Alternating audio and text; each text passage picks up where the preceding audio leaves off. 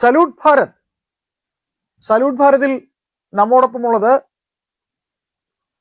Kerala footballer, Indian footballer, കോച്ചായിട്ടുള്ള എബിൻ റോസ്. കളിക്കാരനെന്നതിനേക്കാൾ ഉപരി കളി നിരീക്ഷകനും കൂടിയാണ് എബിൻ റോസ്. എബിനെ നമസ്കാരം. നമസ്കാരം.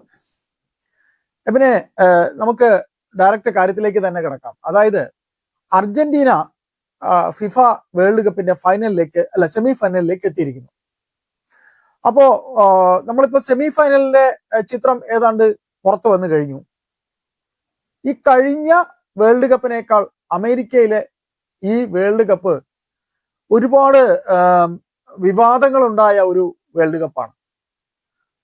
അർജന്റീനയ്ക്ക് കപ്പ് കൊടുക്കേണ്ടത് ഫിഫയുടെ കൂടെ ആവശ്യമാണ് എന്ന രീതിയിലാണോ ഇതുവരെ അറിഞ്ഞിരിക്കുന്ന കാര്യങ്ങളൊക്കെ? എന്ത് തോന്നുന്നു?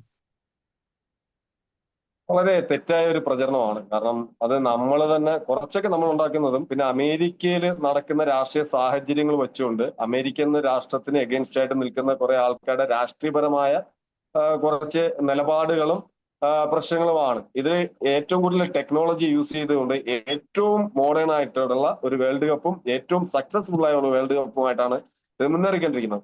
അർജന്റീന എന്ന ടീമിനോടുള്ള ഈ മെസ്സി, നമുക്കറിയാം മെസ്സി, റൊണാൾഡോ, വൈരം, അതിനോടൊപ്പം തന്നെ ജയിക്കുന്ന ടീമിന് അഗെയിൻസ്റ്റ് ആയിട്ട് മറ്റുള്ള രാജ്യങ്ങളിലെ സ്റ്റാർ സപ്പോർട്ട് ചെയ്യുന്ന ആൾക്കാർ ഒത്തുചേർന്ന് കൊണ്ട് ഉന്നയിക്കുന്ന വിവാദങ്ങൾ, തീർച്ചയായിട്ടും വിവാദത്തിന് സാധ്യത ഉണ്ട്. പക്ഷെ വാർ എന്ന് പറയുന്നത് ഒരു ടെക്നോളജിയാണ്. ആ ടെക്നോളജിയിൽ നമുക്കൊരിക്കലും കള്ളം കാണിക്കാനോ കള്ളം പറയാനോ സാധിക്കില്ല.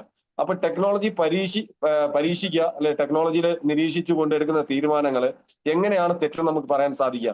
അപ്പൊ അത് ചിലപ്പോൾ ഒരു ടീമിന് അനുകൂലമായും ഒരു ടീമിന് പ്രതികൂലമായും വരുമ്പോൾ നമുക്ക് അതിനെക്കുറിച്ച് വിവാദമാക്കാം. ഇപ്പൊ എക്സാമ്പിൾ ഞാൻ പറയുന്നത്, ഇതില് മറ്റുള്ള ഞാൻ നേരത്തെ പറഞ്ഞ രാഷ്ട്രീയപരമായ കാര്യങ്ങൾ, ഇറാനും ഈജിപ്തും തമ്മിലുള്ള മത്സരത്തില് ഇറാൻ അവസാന നിമിഷം ഗോൾ അടിച്ചു. അന്ന് പുറത്താവേണ്ടതായിരുന്നു ഈജിപ്ത്. പക്ഷെ അന്ന് വാറിന്റെ സഹായത്തോട്, ടെക്നോളജിയുടെ സഹായത്തോടു കൂടി ഈജിപ്ത് ആ കളി സമനിലയിലാവുകയും ആ ഗോൾ നിഷേധിക്കപ്പെടുകയും ചെയ്തു.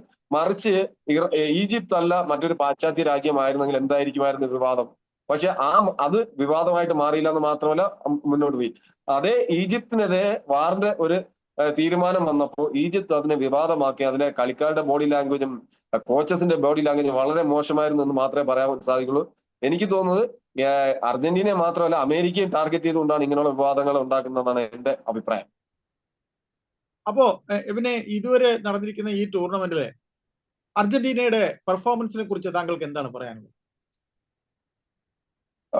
തീർച്ചയായിട്ടും നമ്മളൊരു പ്രതീക്ഷിച്ച ഒരു പെർഫോമൻസ് അർജന്റീനയ്ക്ക് ഇല്ല ആയിരുന്നു എന്നുള്ളത് വാസ്തവമാണെങ്കിൽ പോലും ഓരോ കളിക്കനുസരിച്ച് മെച്ചപ്പെടുന്ന, ഓരോ കളിക്കനുസരിച്ച് നമുക്ക് പറയുന്നത് ഭാഗ്യം ധീരന്മാർക്കൊപ്പം എന്ന് പറയുന്നത് പോലെ ചിലപ്പോഴൊക്കെ ഈ തീരുമാനങ്ങൾ, ഈ വാറിന്റെ തീരുമാനങ്ങൾ അവർക്ക് വളരെ അനുഗ്രഹമായിട്ട് മാറിയിട്ടുണ്ട് എന്നതിൽ ഏതൊരു സംശയമില്ല. പക്ഷേ മറ്റുള്ള ടീമുകളും മെസ്സി എന്നൊരു കളിക്കാരൻ തമ്മിൽ വ്യത്യാസമുണ്ട്. മറ്റുള്ള ടീമുകൾക്ക് ഒരു മെസ്സി ഇല്ല, പക്ഷെ അർജന്റീനയ്ക്ക് ഒരു മെസ്സി ഉണ്ട്. അദ്ദേഹത്തിന്റെ പ്രായവും അല്ലെങ്കിൽ ഫിറ്റ്നസും ഒക്കെ നമുക്ക് ചർച്ച ചെയ്യപ്പെടുമെങ്കിലും നിർണായക സമയത്ത് ഗോൾ നേടുന്ന ഒരു മിഷിഹയുടെ ടച്ചുള്ള മെസ്സി എന്നൊരു മനുഷ്യൻ തന്നെയാണ് അർജന്റീന മുന്നോട്ട് കൊണ്ടുപോകുന്നത്. പക്ഷേ ഓരോ മത്സരം കഴിഞ്ഞ ക്വാർട്ടർ ഫൈനലും സെമി ഫൈനലും മെസ്സിക്കൊപ്പം മറ്റുള്ള താരങ്ങളും ഫോമിലേക്ക് ഉയരുന്നത് തീർച്ചയായിട്ടും അർജന്റീനയ്ക്ക് ഒരു പ്രതീക്ഷിക്കാവുന്ന കാര്യമാണ്. പക്ഷെ ഈ സെമി ഫൈനലിൽ ക്വാളിഫൈ ചെയ്ത ടീമുകളിൽ താരതമ്യേന കുറച്ച് വിവാദമായിട്ട് വന്നതുകൊണ്ട് തന്നെ അർജന്റീന സെമി കടക്കുമോ എന്നുള്ളൊരു സംശയം മാത്രമാണ് നമുക്ക് നിലവിലുള്ളത്. അല്ല എബിൻ, നമ്മൾ ഈ അർജന്റീനയുടെ കളി പരിശോധിക്കുമ്പോൾ ഒരേ ഒരു മെസ്സിയെ ചുറ്റി ഈ ബാക്കിയുള്ള കളിക്കാർ ശരി. പക്ഷെ എങ്കിലും ഇപ്പൊ കേപ്പ് വെർദേയുടെ കളി മുതല് നമ്മൾ എടുത്തു നോക്കിയാൽ ഈ അർജന്റീന ശരിക്കും ഉയർത്തിട്ടില്ലേ അവസാന നിമിഷങ്ങളിലെ അവരുടെ പെർഫോമൻസ്? ഇന്നിപ്പോ എക്സ്ട്രാ ടൈമിലാണ് അവർ രണ്ട് ഗോള് പിന്നെ അടിച്ചാണ് അവര് സെമിയിലേക്ക് വരുന്നത്. അപ്പോ ശരിക്കും താങ്കൾ പറഞ്ഞതുപോലെ നമ്മൾ പ്രതീക്ഷിക്കുന്ന ഒരു അർജന്റീനൻ ടീമിനെ അല്ല നമുക്ക് കിട്ടിയിരിക്കുന്നത് എന്ന് ആരാധകർ സമ്മതിക്കുമോ? പക്ഷെ നമ്മൾ മറിച്ച് ചിന്തിക്കേണ്ടിയിരിക്കുന്നു. എന്തെന്ന് പറഞ്ഞു കഴിഞ്ഞാൽ നമ്മൾ കളി ജയിക്കുക എന്നതിനാണ് പ്രാധാന്യം. അർജന്റീന കളി ജയിക്കുന്നുണ്ട്, അവർ സെമി ഫൈനലിൽ എത്തുകയും ചെയ്തു. മറ്റേ നമ്മൾ കേപ്പ് വെർദെ പോലുള്ള രാജ്യങ്ങളോട് വേർത്തു എന്ന് പറയുമ്പോൾ ഈ ലോകകപ്പില് പങ്കെടുത്ത എല്ലാ ടീമുകളും, ലോകകപ്പിന് യോഗ്യത ടീമുകളും ആരും ദുർബലരല്ല. എല്ലാവരും മികച്ച മത്സരം കാഴ്ച. കേപ്പ് വെർദെ നമ്മൾ എപ്പോഴും നെഗറ്റീവായിട്ട് പറയുമ്പോഴും അവര് സെക്കൻഡ് റൗണ്ടിലേക്ക് ക്വാളിഫൈ ചെയ്ത ടീം എങ്ങനെയാണ് സ്പെയിനിനെ പോലുള്ള ടീമുകളെ ഡ്രോ പിടിച്ച് മികച്ച പെർഫോമൻസിലൂടെയാണ് ആ ഗ്രൂപ്പിൽ നിന്ന് ഒരു കളി പോലും തോൽക്കാതെ വന്നവരാണ്. അപ്പൊ നമുക്ക് ഒരു രാജ്യത്തിന്റെ വേൾഡ് കപ്പ് കളിക്കുന്ന ഒരു രാജ്യത്തിന്റെയും നിലവാരത്തിനെ കുറിച്ച് നമുക്ക് ഒരിക്കലും തർക്കിക്കാൻ കഴിയില്ല. പിന്നെ ഒരു എക്സ്ട്രാ എഫർട്ട് അവർ ഇട്ടുകൊണ്ട് നല്ലൊരു പെർഫോമൻസ് കാഴ്ചവെച്ചപ്പോൾ ഇതാണ് അട്ടിമറികളാണ് എപ്പോഴും ഫുട്ബോളിന്റെ സൗന്ദര്യം. പക്ഷെ ഈ അട്ടിമറികളൊന്നും ഇല്ലാതെ ലോക റാങ്കിങ്ങിലെ 4 ടീമും സെമി ഫൈനൽ എത്തി എന്നുള്ളത് തന്നെ ആ കളിയോട് അല്ലെങ്കിൽ ആ കളിയുടെ ഒരു തീവ്രത, ആ ഒരു ഭംഗി, അല്ലെങ്കിൽ ഈ പറയുന്നത് പോലെ ഈ ലോക ചാമ്പ്യന്മാർ അർജന്റീന കടന്നു വന്നത് കനൽ വഴികളിലൂടെ തന്നെ പറയാം. നമുക്ക് എക്സ്ട്രാ ടൈമിലൊക്കെ മുന്നേറിയ സ്വിറ്റ്സർലൻഡ് പോലെ ഒരു ടീം അത്ര മോശം ടീമൊന്നും അല്ല. ഇപ്പൊ നമുക്ക് ഫുട്ബോൾ കളിയിൽ അന്ന് ഏറ്റവും നന്നായിട്ട് കളിക്കുന്ന ടീമുകളാണ് ജയിക്കുന്നത്. പക്ഷെ പല പ്രതിസന്ധി ഘട്ടങ്ങളിൽ നിന്നും ടീം തിരിച്ചു വന്ന് ജയിക്കുമ്പോൾ അതൊരു അത്ഭുതം തന്നെയല്ലേ. അങ്ങനെയുള്ള ഒരു ടീമല്ലേ ചാമ്പ്യൻ ടീം എന്ന് പറയാം. അതുകൊണ്ട് അർജന്റീനയുടെ കഴിവുകൾ നമ്മൾ എഴുതിത്തള്ളേണ്ട കാര്യമില്ല. അപ്പോ ഇത്രയും താങ്കൾ പറയുമ്പോ ഈ ലോകകപ്പ് ഫുട്ബോളിനെ മറ്റ് ടീമുകളെ കുറിച്ചൊക്കെ ഒരു ചെറിയ വിലയിരുത്തൽ നടത്താമോ? ബ്രസീലിന് എന്ത് സംഭവിച്ചു, പോർച്ചുഗലിന് എന്ത് സംഭവിച്ചു, ഇങ്ങനെ ഒരു ചെറിയ ഒരു ഒരല്പം ഒരു വിലയിരുത്തൽ പോലെ ഒന്ന് പറയാമോ? ഈ ഞാന് നോർവേയുമായിട്ട് ബ്രസീൽ തോക്കാൻ സാധ്യത ഉണ്ടെന്ന് പറഞ്ഞപ്പോൾ തന്നെ ഒരുപാട് എന്താ പറയാ ട്രോളുകൾ ഉണ്ടായി. പക്ഷെ റിസൾട്ട് വന്നു. കാരണം നമ്മള് വർഷങ്ങളായിട്ട് പരിശീലിക്കാനായിട്ടും കളിക്കാരനുമായിട്ടും ഡെഡിക്കേറ്റ് ആയിട്ട് നടക്കുന്ന ആൾക്കാരായതുകൊണ്ട് തന്നെ അതിനോടൊപ്പം തന്നെ ലൈസൻസ്ഡ് കോച്ചാണ്, പഠിച്ചും വന്ന ഒരാളാണ്. അപ്പോൾ അതുകൊണ്ട് തന്നെ കൃത്യമായിട്ട് കളി അവലോകനം ചെയ്തിട്ട് സമീപകാലത്തെ പെർഫോമൻസിനനുസരിച്ചാണ് ഞാൻ പറഞ്ഞിട്ടുള്ളത്. പ്രത്യേകിച്ചും ബ്രസീലിനെ പോലൊരു രാജ്യത്തിനെ നെയ്മർ ജൂനിയറിനെ കളിക്കാരനെ ഉൾപ്പെടുത്തേണ്ട ആവശ്യം ഉണ്ടായിരുന്നു എന്നുള്ളത് വലിയൊരു ചോദ്യമാണ്. അതടക്കമുള്ള ചില പ്രശ്നങ്ങൾ, അതിനോടൊപ്പം തന്നെ ടീം സെറ്റ് ചെയ്യാൻ എടുക്കുന്ന സമയങ്ങൾ, അപ്പൊ അവരുടെ കറണ്ട് കളിക്കാരുടെ പെർഫോമൻസ്, ഇതൊക്കെ തന്നെയാണ് ബ്രസീലിനെ ബാധിച്ചത്. മറുവശത്ത് പോർച്ചുഗൽ ഒരു ടീമായിട്ട് ഒത്തിണങ്ങിയില്ല എന്നുള്ളത് വാസ്തവം തന്നെയാണ്. അവർക്കുള്ളിലെ പഠനപ്പിണക്കങ്ങളും മറ്റുള്ളതൊക്കെ ടീമിന്റെ പെർഫോമൻസിനെയും കെട്ടുറപ്പിനെയും ബാധിച്ചപ്പോൾ റൊണാൾഡോയെ പോലെ ഒരു കളിക്കാരനെ സ്ട്രൈക്കറായിട്ട് ആശ്രയിക്കേണ്ടി വന്നപ്പോൾ പലപ്പോഴും അത് മറ്റുള്ള കളിക്കാർക്ക് അത്രത്തോളം ഉൾക്കൊള്ളാൻ സാധിച്ചില്ല. സ്വാഭാവികമായിട്ടും റൊണാൾഡോയ്ക്ക് ലോകത്തിന് മുമ്പിൽ മികച്ചവനും തെളിയിക്കാൻ കാര്യമില്ലായിരുന്നു. പക്ഷെ അദ്ദേഹം വേൾഡ് കപ്പ് കളിക്കുന്ന സ്വാഭാവികമായിട്ടും മറ്റുള്ള കളിക്കാർക്ക് അത് അത്രത്തോളം പോസിറ്റീവ് എടുത്തു എന്നുള്ളത് വിഷയം തന്നെയാണ്. അത് കോച്ചിന് കൃത്യമായിട്ട് ഒരു ഡിസിഷൻ എടുക്കാൻ സാധിച്ചില്ല എന്നുള്ളതും പോർച്ചുഗലിന്റെ മുന്നോട്ടുള്ള വരവിനെ ബാധിക്കുകയുണ്ടായി. ആഫ്രിക്കൻ കൺട്രീസിന്റെ കളി എങ്ങനെയുണ്ട് ഉണ്ടായിരുന്നു? തീർച്ചയായിട്ടും കരുത്തും സൗന്ദര്യവും പോരാട്ട വീര്യവും കൊണ്ട് ഏറെ വേഗവും കൊണ്ട് ഏറെ മുന്നിലാണ് ആഫ്രിക്കൻ രാജ്യങ്ങൾ. പക്ഷെ അവർക്ക് ഡിസിഷൻ മേക്കിംഗ് എന്ന് പറയുന്ന ഒരു കാര്യത്തിൽ യൂറോപ്യൻസ് അവരെക്കാളും ബെറ്റർ ആണ്.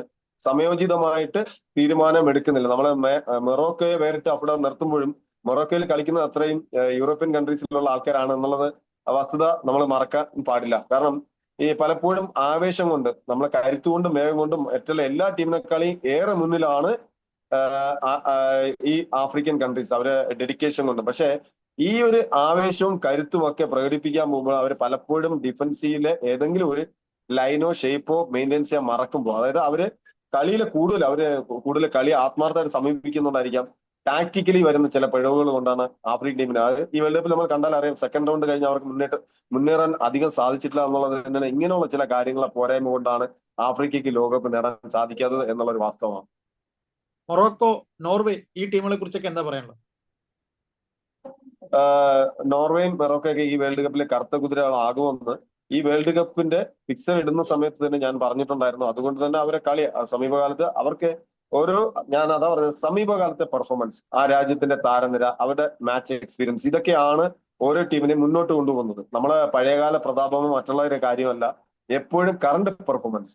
പിന്നെ എപ്പോഴും നമുക്കറിയാം ഗോൾ അടിക്കാനുള്ള ഒരു സ്റ്റാർ വേയിലുള്ള കളിക്കാർ, അതുപോലെ തന്നെ പ്രതിരോധത്തിന് പിഴവ് നൽകാത്ത കുറെ താരങ്ങൾ, ഇവരൊക്കെ ചേരുമ്പോഴാണ് പലപ്പോഴും ഇതുപോലെ അട്ടിമറി കെൽപ്പുള്ള ടീമുകൾ മുന്നോട്ട് വരുന്നത്. തീർച്ചയായിട്ടും അവരെ ഫിസിക്ക് കൊണ്ടും നമുക്കറിയാലോ, അവരുടെ ഫിസിക്കായിരുന്നാൽ വേഗത കൊണ്ടും കരുത്തുറ്റ ടീമുകൾക്കാണ് ഇപ്പൊ ഏറെ മുന്നേറാൻ സാധിച്ചത്.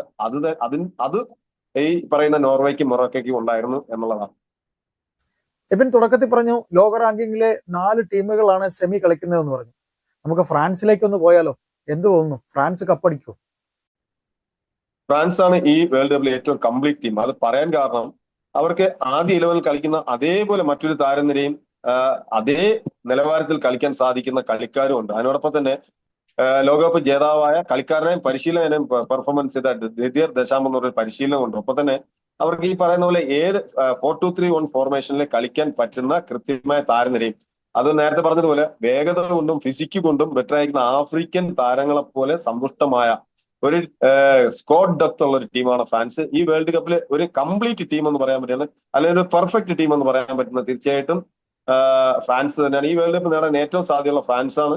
ഫ്രാൻസിനെ അല്പമെങ്കിലും പേടിക്കേണ്ടതായിട്ടുള്ള സ്പെയിനുമായിട്ടുള്ള സെമി ഫൈനലാണ്. കാരണം സ്പെയിൻ അവരുടെ മാക്സിമം പെർഫോമൻസിൽ എത്തിയിട്ടില്ല.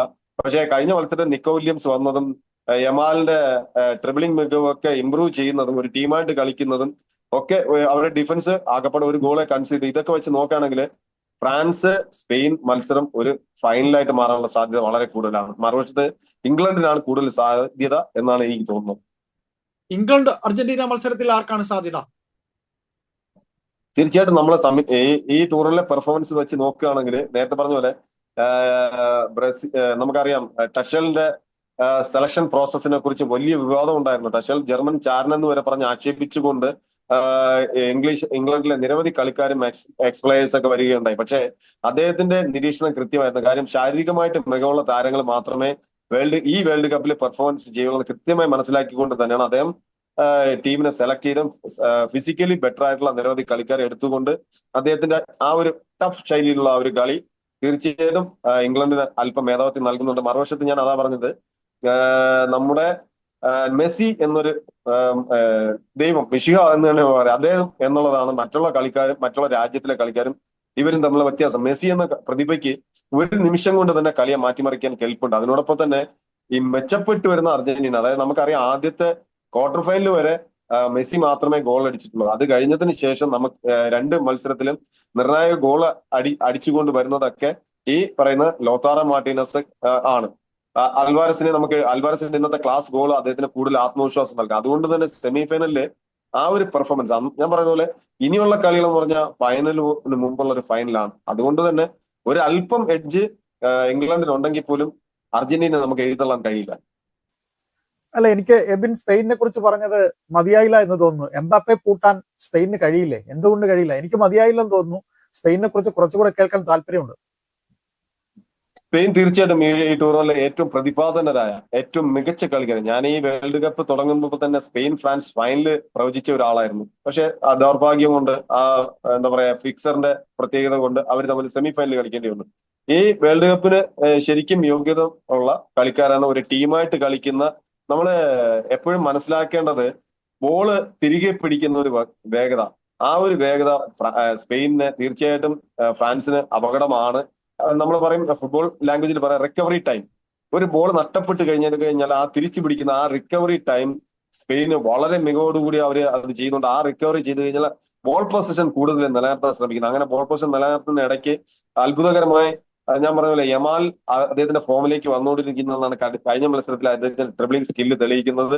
ഒപ്പം തന്നെ നിക്കോ വില്യംസ് തിരികെ വന്നത് ഇരു വിങ്ങുകളിലും കൂടെ നിക്കോ വില്യംസ് യമാലും മികച്ച പെർഫോമൻസിൽ വരികയാണെങ്കിൽ തീർച്ചയായിട്ടും ഫ്രാൻസിന് അതൊരു അപകടമാണ്. ഒപ്പം തന്നെ ഓയർസബൽ ഫോമിലാണ്, ഓൾമോ ഫോമിലാണ്, പിന്നെ എക്സ്പീരിയൻസ് ആയ ബ്രയാൻ ലൂയിസ്, മൊറേനോ അടക്കമുള്ള ഡിഫൻസീവ് മിഡ്ഫീൽഡേഴ്സും പെഡ്രോ ഉണ്ട്.